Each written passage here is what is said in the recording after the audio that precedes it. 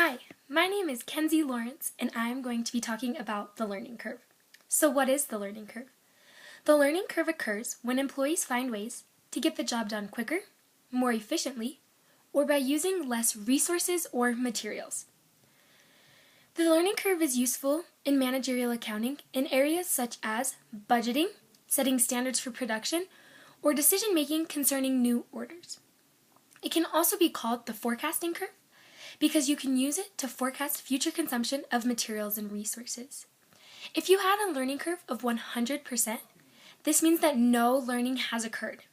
Now, if you had a learning curve of 50%, this means that as production doubles, it would only take 50% of the average time per unit to produce double the amount.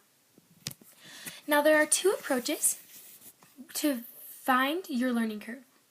The first is cumulative average time, and the second is incremental unit time. When you use cumulative average time, the average time per unit declines by a steady percentage each time the increasing quantity of units produced is doubled. So for example, if you doubled your production from X to 2X, the time it takes to produce 2X would only be the learning curve rate. So if you had a learning curve of 70%, as your production doubles, it would only take 70% of the time per unit to produce 2X as it would to produce X. Now, incremental unit time is the incremental time needed to produce the last unit declines by a constant percent each time the increasing quantity of units is doubled. So another example for this one would be if a company has a learning curve of 70%, when the quantity of units produced doubles from X to 2X, the time needed to produce the unit corresponding to 2X is only 70% of the time needed to produce the X unit. Okay, so there are two different deviations from the learning curve. So the first one is the volume variance, which is the amount you produce. So this typically occurs early on in production when you're first starting out and just getting started and everything. The second one is the rate variance, which is the quantity produced per 1 unit of time. So this is typically later on in production once you've already produced a lot of items and you're already in the business and kind of comfortable. So those are two types of deviations that can occur and are things you need to watch out for.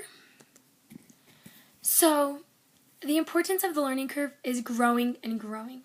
Almost every accountant will say that you need to be able to understand what a learning curve is, how to use it, how to analyze it, because it's just so important nowadays. Once you know that you're going to use a learning curve and you've decided which model you're going to use, you then need to find the numbers. You need to do the calculations. And then you can use this information to optimally price your products. So for example, if you wanted to try and competitively outprice your competition, you could price your object extremely low. This will generate high demand for you. Initially, it may seem like you are losing money.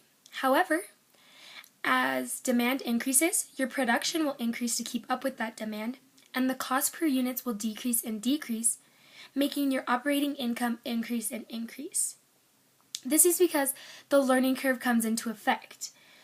As production increases, your employees receive more training, they get more experienced, and they're more efficient, and they use less resources, which saves you costs.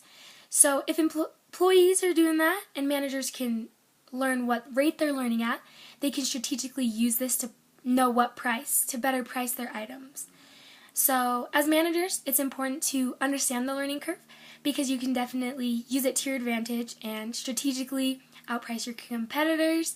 And the learning curve is just super important and everyone should learn how to use it.